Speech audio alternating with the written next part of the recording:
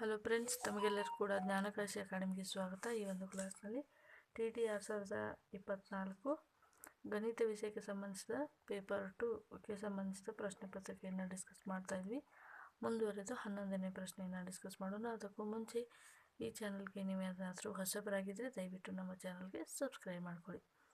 11ನೇ ಪ್ರಶ್ನೆ, ಅಲ್ಫಾ ಮತ್ತು ಬೀಟಾಗಳು x² + 5x - 6 ಬಹುಪದೋಕ್ತಿಯ ಶೂನ್ಯತೆಗಳಾದಾಗ 1/α + 1/β hole ಸ್ಕ್ವೇರ್ನ ಬೆಲೆ ಎಷ್ಟು ಅಂತ ಕೇಳ್ತಾ ಇದ್ದಾರೆ.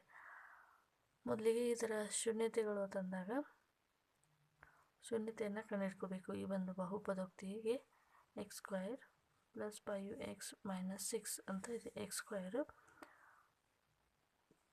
2 6 ಆಗುತ್ತೆ. ಹಾಗಾಗಿ 3x + 2x - 6 x × x + 3 + 2 x + 3. ಈ ರೀತಿಯಾಗಿ ನಾವು ಇದನ್ನು ಅಪವರ್ತನ ಮಾಡಿಕೊಂಡಾಗ 3 2 6 ಆಗುತ್ತೆ. ಅಪವರ್ತನವನ್ನು ಮಾಡಿಕೊಂಡಾಗ ಇಲ್ಲೇನಾಗುತ್ತೆ, ಸೈನಲ್ಲಿ ಚೇಂಜಸ್ ಆಗೋದು ಪ್ರಾಬ್ಲಮ್ ಆಗುತ್ತೆ. ಸೊ ಇದನ್ನು ನಾವು ಈ ರೀತಿಯಾಗಿ ಕೂಡ ಸಾಲ್ವ್ ಮಾಡ್ಬೋದು. x² + 6x - x - 6 ಅಂತ ಕೂಡ ಅಪವರ್ತನವನ್ನು ತಗೋಬೋದು. ಸೊ ಇದನ್ನು ನಾವು 6 - 1 ಅಂದಾಗ 5 ಬರುತ್ತೆ. 6 1 6 ಬರುತ್ತೆ. x × x + 6 - 1 x + 6 x - 1 x + 6 ಅಂದಾಗ x = 1 ಮತ್ತು x = -6. ಹಾಗಾದರೆ ಇದು ಈ ಒಂದು ಅಪವರ್ತನಗಳು ಅಲ್ಫಾ = ಎಕ್ಸ್ನ 2 ವ್ಯಾಲ್ಯೂಸ್ಗಳು ಬರ್ತಿದ್ದಾವೆ. x = 1 x = -6 ಅಂದಾಗ ಇಲ್ಲಿ ಇದರ ಒಂದು ಶೂನ್ಯತೆಗಳು 1 ಮತ್ತು -6 ಆಗಿರುತ್ತೆ. 1/α 1/β ಹೋಲ್ ಸ್ಕ್ವೇರ್ ತಂದಾಗ ಇದನ್ನು ನಾವು β + α / α × β ಹೋಲ್ ಸ್ಕ್ವೇರ್ ಅಂತ ತಗೋಬೋದು.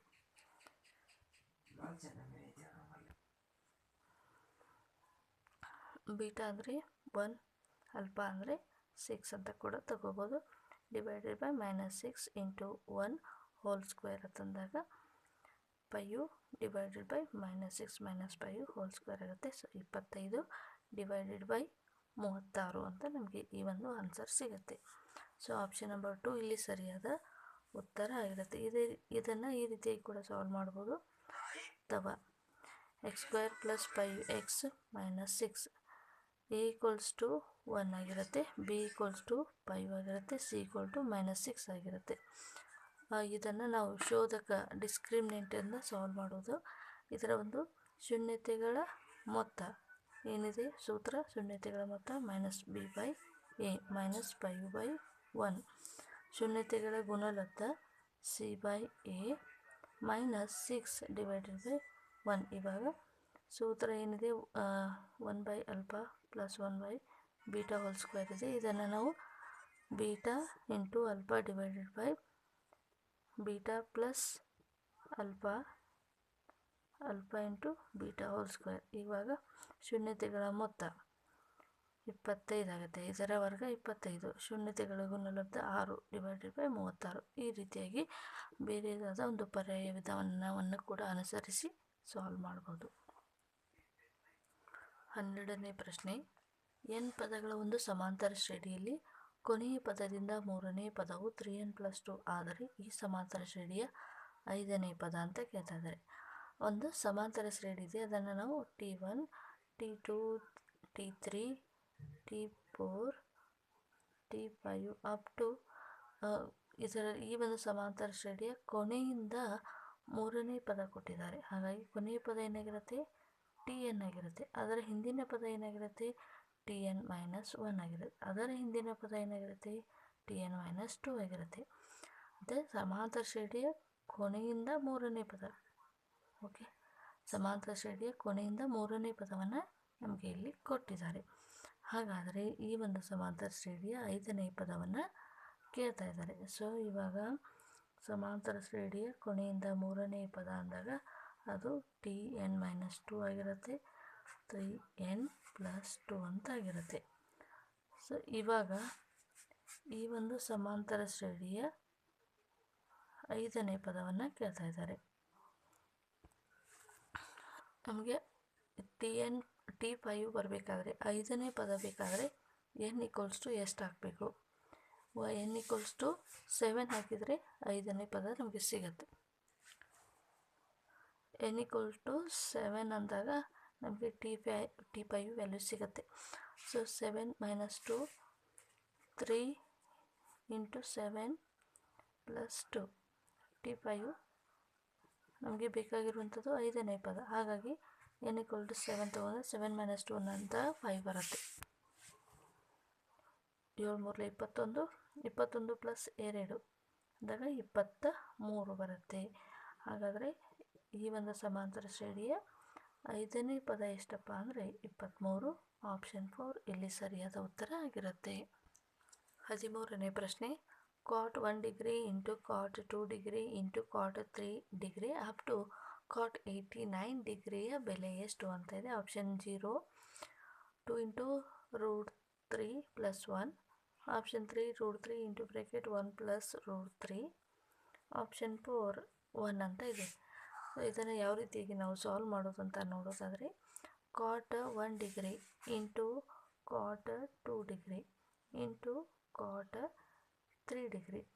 ಸೊ ಅಪ್ ಟು ಅಂತ ಮಾಡ್ತಾ ಹೋಗೋಣ. ಮಧ್ಯದಲ್ಲಿ ಏನು ಬರುತ್ತೆ ಅಂದರೆ cot 45 ಡಿಗ್ರಿ ಕೂಡ ಇರುತ್ತೆ, cot 45 ಡಿಗ್ರಿ ಇರುತ್ತೆ, cot 46 ಡಿಗ್ರಿ ಇರುತ್ತೆ. ಅಪ್ ಟು ಎಲ್ಲಿವರೆಗೆ ಇರುತ್ತೆ? cot 89 ಅಂತ ಇರುತ್ತೆ. cot 87 degree × cot 88 degree × cot 89 degree. ಇಷ್ಟನ್ನು ಅಂದರೆ ಇದು ಈ ರೀತಿಯಾಗಿ ಇದು ಇರುತ್ತೆ. ಇದರಲ್ಲಿ ಕೊಟ್ಟಿರುವಂಥ ಬೆಲೆಗಳು ಈಗ ಮಧ್ಯದಲ್ಲಿ ಇವೆಲ್ಲ ವ್ಯಾಲ್ಯೂಗಳು ಕೂಡ ಇರ್ತವೆ. ಈಗ ನೋಡಿ, cot 1 degree plus cot 89 degree ಎರಡನ್ನು ಕೂಡಿ cot 1 ಡಿಗ್ರಿ cot 89 ಡಿಗ್ರಿ ಅಂದಾಗ cot 90 ಡಿಗ್ರಿ. cot 90 ಅಂದರೆ ಎಷ್ಟು? cot 2 degree plus cot 88 degree ಎರಡನ್ನು ಕೂಡಿದಾಗ ಅಗೇನ್ cot 90 ಆಗುತ್ತೆ. cot 90 = 1, cot 90 = 1. cot 8 degree cot 87 degree ಎರಡನ್ನು ಕೂಡಿಸಿ cot 90 ಆಗುತ್ತೆ. ಅಗೇನ್ =1. ಈ ರೀತಿಯಾಗಿ ಎಲ್ಲ ಸಂಖ್ಯೆಗಳನ್ನು ಒಂದಕ್ಕೊಂದು ಕೂಡ್ತಾ ಬಂದಾಗ ಎಲ್ಲವೂ ಕೂಡ cot 90 ಆಗುತ್ತೆ. ಬಟ್ ಇಲ್ಲಿ 89 ಅಂದಾಗ ಬೆಸ ಸಂಖ್ಯೆ ಇದೆ. ಬೆಸ ಸಂಖ್ಯೆ ಅಂದಾಗ ಮಧ್ಯದಲ್ಲಿ cot 44 degree plus cot 46 degree ಎರಡನ್ನು ಕೂಡಿದಾಗ 90 ಆಗುತ್ತೆ. ಅಗೇನ್ =1. ಮಧ್ಯದಲ್ಲಿ cot 45 ಡಿಗ್ರಿ ಒಂದೇ ಉಳಿಯುತ್ತೆ. cot 45 = 1 ಆಗಿರೋದ್ರಿಂದ ಎಲ್ಲವೂ ಕೂಡ 1 1 ಅಂತ ಅಂದಾಗ 1 × 1 ಅಂದಾಗ ಆನ್ಸರ್ ಕೂಡ ಏನು ಬರುತ್ತೆ? 1 ಅಂತ ಬರುತ್ತೆ. ಆಪ್ಷನ್ 4 ಇಲ್ಲಿ ಸರಿಯಾದ ಉತ್ತರ ಆಗಿರುತ್ತೆ. 14ನೇ ಪ್ರಶ್ನೆ, ಒಂದು ಚೆಂಡು 5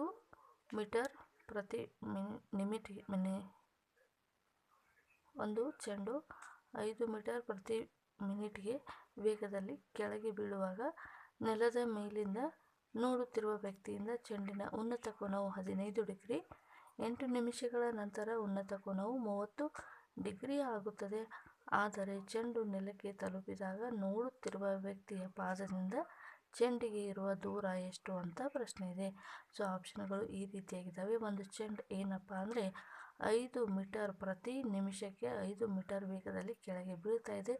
ಹಾಗಾದರೆ ಬೀಳುವಾಗ ನೆಲದ ಮೇಲಿಂದ ನೋಡಿರುವಂತಹ ವ್ಯಕ್ತಿಯು ಚೆಂಡಿನ ಉನ್ನತ ಕೋನವು 45 ಡಿಗ್ರಿ ಆದರೆ 8 ನಿಮಿಷಗಳ ನಂತರ ಉನ್ನತ ಕೋನವು 30 ಡಿಗ್ರಿ ಆಗುತ್ತದೆ. ಆದರೆ ಚೆಂಡು ನೆಲಕ್ಕೆ ತಲುಪಿದಾಗ ನೋಡುತ್ತಿರುವಂಥ ವ್ಯಕ್ತಿ ಮತ್ತು ಚೆಂಡಿಗೆ ಇರುವಂಥ ದೂರವನ್ನು ಕಂಡುಹಿಡಿಯಿರಿ ಅನ್ನುವಂಥದ್ದು ಪ್ರಶ್ನೆ ಇದೆ. ಓಕೆ, ಸಾಲ್ವ್ ಮಾಡೋಣ. ಓಕೆ, ನಾವು ಒಂದು ಮೊದಲನೇದಾಗಿ ಡಯಾಗ್ರಾಮನ್ನು ತೆಗೆದುಕೊಳ್ಳೋಣ. ಈ ರೀತಿಯಾಗಿ ಒಬ್ಬ ವ್ಯಕ್ತಿ ಈ ಒಂದು ಪ್ಲೇಸ್ನಲ್ಲಿ ನಿಂತು ಒಂದು ಚೆಂಡು ಬೀಳುತ್ತಿರುವುದನ್ನು ಗಮನಿಸ್ತಾ ಇರ್ತಾರೆ. ಈ ಸ್ಥಳದಲ್ಲಿ ಆ ಚೆಂಡು ಇರುತ್ತೆ. ಆ ಚೆಂಡು ಆ ಒಬ್ಬ ವ್ಯಕ್ತಿ ಆ ಚೆಂಡನ್ನು ನೋಡಿದಾಗ ಅದರ ಉನ್ನತ ಕೋನ ಎಷ್ಟಾಗಿರುತ್ತೆ ಅಂದರೆ 45 ಡಿಗ್ರಿ ಕೋನ ಇರುತ್ತೆ. ಆ ಒಂದು ಚೆಂಡು ಏನು ಮಾಡ್ತಾ ಇದೆ ಅಂದರೆ 5 ಮೀಟರ್ ಪ್ರತಿ ನಿಮಿಷಕ್ಕೆ ಚಲಿಸ್ತಾ ಇದೆ. ಹಾಗಾದರೆ 5 ಮೀಟರ್ ಅಂದರೆ ಬಿ ಪ್ಲೇಸ್ನಲ್ಲಿ ಬಂದಾಗ ಮತ್ತೆ ಆ ವ್ಯಕ್ತಿ ನೋಡ್ತಾನೆ. ಆ ಚೆಂಡನ್ನು ಬೀಳುವಾಗ ಎಷ್ಟು ನಿಮಿಷದ ನಂತರ? 8 ನಿಮಿಷದ ನಂತರ ಅಗೇನ್ ಆ ಒಂದು ಚೆಂಡನ್ನು ನೋಡ್ತಾರೆ. ಆವಾಗ ಆ ಚೆಂಡನ್ನು ನೋಡಿದಾಗ ಅಲ್ಲಿ ಉಂಟಾಗುವಂತಹ ಉನ್ನತ ಕೋನ 30 ಡಿಗ್ರಿ ಆಗುತ್ತೆ. ಹಾಗಾದರೆ ಕೊನೆಯದಾಗಿ ಚೆಂಡು ನೆಲಕ್ಕೆ ತಾಗಿದಾಗ ಈ ಚೆಂಡು ಮತ್ತು ಆ ವ್ಯಕ್ತಿಯ ನಡುವೆ ಇರುವಂತಹ ದೂರ ಎಷ್ಟು ಅಂತ ಪ್ರಶ್ನೆಯನ್ನು ಕೇಳ್ತಾ ಇದ್ದಾರೆ. ಇವಾಗ ಈ ಒಂದು ಚೆಂಡು ಎ ಪ್ಲೇಸ್ನಿಂದ ಬಿ ಪ್ಲೇಸಿಗೆ ಬರುವವರೆಗೂ ಎಷ್ಟು ಡಿಸ್ಟೆನ್ಸ್ ಇದೆ ಅಂತ ನಾವು ನೋಡ್ಕೋಬೇಕು. ಹಾಗಾದರೆ ನಮಗೆ ಏನು ದತ್ತಾಂಶವನ್ನು ಕೊಟ್ಟಿದ್ದಾರೆ ಅಂತ ನೋಡ್ಕೋದಾದರೆ 5 ಮೀಟರ್ ಪ್ರತಿ ನಿಮಿಷಕ್ಕೆ ಅಂತ ಕೊಟ್ಟಿದ್ದಾರೆ. ಈಗ 5 ಮೀಟರ್ ಪ್ರತಿ ನಿಮಿಷಕ್ಕೆ ಅಂದಾಗ ಆ ವ್ಯಕ್ತಿ 8 ನಿಮಿಷದ ನಂತರ ಏನು ಮಾಡ್ತಾರೆ ಅಂದರೆ ಅಗೇನ್ ಆ ಚೆಂಡನ್ನು ನೋಡ್ತಾರೆ. ಹಾಗಾದರೆ ಇಲ್ಲಿಂದ ಇಲ್ಲಿವರೆಗೆ ನೋಡಬೇಕಾದ್ರೆ 5 ಮೀಟರ್ ಪ್ರತಿ ನಿಮಿಷಕ್ಕೆ 8 ನಿಮಿಷಗಳ ನಂತರ ನೋಡಿದಾಗ ಎಷ್ಟು ಮೀಟರ್ ದೂರ ಬಂದಿರುತ್ತೆ ಅಂತ ನೋಡೋದಾದರೆ 5 40 ಮೀಟರ್ ಏನಾಗಿರುತ್ತೆ ಅಂದರೆ ಚೆಂಡು ಕೆಳಕ್ಕೆ ಬಂದಿರುತ್ತೆ. ಹಾಗಾದರೆ ಇದು 40 ಮೀಟರ್. ಬಿ ಪ್ಲೇಸ್ನಲ್ಲಿ ಬಂದಾಗ ಅದು 40 ಮೀಟರ್ ಕೆಳಗಡೆ ಬಂದಿರುತ್ತೆ. ಹಾಗಾದರೆ ಈಗ ತ್ರಿಭುಜ ಎ ಸಿ ಡಿಯನ್ನು ಕನ್ಸಿಡರ್ ಮಾಡೋಣ. ತ್ರಿಭುಜ ಎ ಸಿ ಡಿಯನ್ನು ಕನ್ಸಿಡರ್ ಮಾಡೋಣ. ಈಗ ನಮಗೆ ಕೊಟ್ಟಿರುವಂಥ ದತ್ತಾಂಶದಲ್ಲಿ ನಾವು ನೋಡಿದಾಗ ಈಗ ನಾವು ಕಂಡುಹಿಡಬೇಕಾಗಿರೋದು ಏನಪ್ಪ ಅಂದರೆ ಡಿ ಸಿಯನ್ನು ಕಂಡುಹಿಡಬೇಕಾಗಿದೆ. ಇದು ಈ ಒಂದು ತ್ರಿಭುಜದ ಅಭಿಮುಖ ಬಾಹು ಆಗಿರುತ್ತೆ. ಇದು ವಿಕರ್ಣ, ಇದರ ಅಭಿಮುಖ ಬಾಹು ಇದಾಗಿರುತ್ತೆ ಮತ್ತು ಇದರ ಒಂದು ಅಭಿಮುಖ ಬಾಹು ಪಾರ್ಶ್ವಬಾಹು ವಿಕರ್ಣ. ಈಗ tan 45 ಡಿಗ್ರಿ ತೆಗೆದುಕೊಳ್ಳೋಣ. tan 45 ಡಿಗ್ರಿ ಅಂದರೆ ಈಗ ಬಿ ಸಿಯನ್ನು ಕೂಡ ನಾವು ಕಂಡುಹಿಡ್ಕೋಬೇಕು. tan 45 ಅಂತಂದರೆ ಅಭಿಮುಖ ಬಾಹು 40 + x ಡಿವೈಡೆಡ್ ಬೈ ಅದರ ಪಾರ್ಶ್ವಬಾಹು ಅಂದರೆ ಅದು ಡಿ ಆಗಿರುತ್ತೆ. ಇದನ್ನು tan 45 ಅಂದರೆ 1 40 + x divided by D D is equal to 40 + x ಅಂತ ಆಗಿರುತ್ತೆ. ಇದನ್ನು ಸಮೀಕರಣ 1 ಅಂತ ಕನ್ಸಿಡರ್ ಮಾಡೋಣ. D is equal to 40 + x. Again ತ್ರಿಭುಜ ಬಿ ಸಿ ಡಿಯನ್ನು ಕನ್ಸಿಡರ್ ಮಾಡೋಣ. ತ್ರಿಭುಜ ಬಿ ಸಿ ಡಿಯನ್ನು ಕನ್ಸಿಡರ್ ಮಾಡಿದಾಗ ಅಗೇನ್ ನಮಗೆ ಬೇಕಾಗಿರುವಂಥದ್ದು ಡಿಸ್ಟನ್ಸ್. ಆದ್ದರಿಂದ ಇಲ್ಲಿ ಅಭಿಮುಖ ಬಾಹು ಡಿವೈಡೆಡ್ ಬೈ ಪಾರ್ಶ್ವಬಾಹು ಬರಬೇಕು. ಹಾಗಾಗಿ ನಾವು ಟ್ಯಾನನ್ನು ತಗೋಬೇಕು. tan 30 x divided by D ಅಭಿಮುಖ ಬಾಹು ಡಿವೈಡೆಡ್ ಬೈ ಇದನ್ನು ಡಿಸ್ಟನ್ಸ್ ಅಂತ ತೆಗೆದುಕೊಳ್ಳೋಣ. ಅಭಿಮುಖ ಬಾಹು x ಇದೆ, ಡಿಸ್ಟನ್ಸ್ ಡಿ ಆಗಿರುತ್ತೆ. ಅಗೇನ್ tan 30 ಅಂದರೆ 1/√3 is equal to x by D. D is equal to x into √3 ಆಗುತ್ತೆ. ಈಗ ಸಮೀಕರಣ 2 ಅಂತ ಕನ್ಸಿಡರ್ ಮಾಡೋಣ. ಈಗ ಸಮೀಕರಣ 1 ಮತ್ತು 2 ಕನ್ಸಿಡರ್ ಮಾಡೋಣ. 40 + x is equal to x into √3. 40 is equal to x minus √3 x. 40 is equal to x common ತೆಗೆಯೋಣ, √3 - 1. ಈಗ x ಈಸ್ ಈಕ್ವಲ್ ಟು ಏನು ಬರುತ್ತೆ ನೋಡಿ, 40 divided by √3 - 1 is equal to x. ಈ x ವ್ಯಾಲ್ಯೂವನ್ನು ಸಮೀಕರಣ 2ರಲ್ಲಿ ನಾವಿಲ್ಲಿ ಆದೇಶಿಸೋಣ.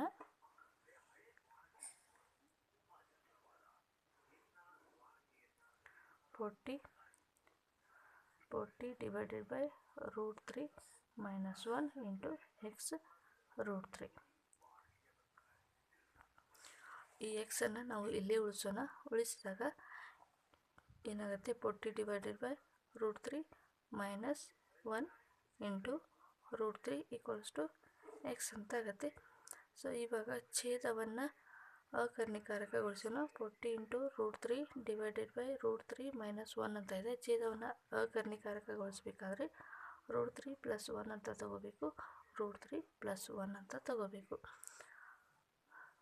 42√3 √3 + 1 ಡಿವೈಡೆಡ್ ಬೈ √3 √3 ಹೋಲ್ ಸ್ಕ್ವೇರ್ ಅಂದಾಗ 3 ಮಾತ್ರ ಉಳಿಯುತ್ತೆ. 3 - 1 ಅಂತ ಆಗುತ್ತೆ. ಇವಾಗ ಇದು 2 ಬರುತ್ತೆ. 2 ಅಂತಂದಾಗ ಇಲ್ಲಿ 2 ಬರುತ್ತೆ. 3 - 1 2 ಆಗುತ್ತೆ. ಅಂದರೆ ಇದು ಯಾವ ರೀತಿಯಾಗಿರಪ್ಪ ಅಂದರೆ √3 ಹೋಲ್ ಸ್ಕ್ವೇರ್ -1 ಅಂದಾಗ √2 2 ಕ್ಯಾನ್ಸಲ್ ಆಗುತ್ತೆ. 3 - 1 ಅಂದಾಗ 2 ಬರುತ್ತೆ. 2 ಬಂದಾಗ ಇಲ್ಲಿ 2 1 2 20 ಇಂಟು ಈ √3 ಅಗೇನ್ ಕ್ಯಾನ್ಸಲ್ ಆಗಿ ಏನು ಬರುತ್ತೆ ಅಂದರೆ 3 ಮಾತ್ರ ಬರುತ್ತೆ.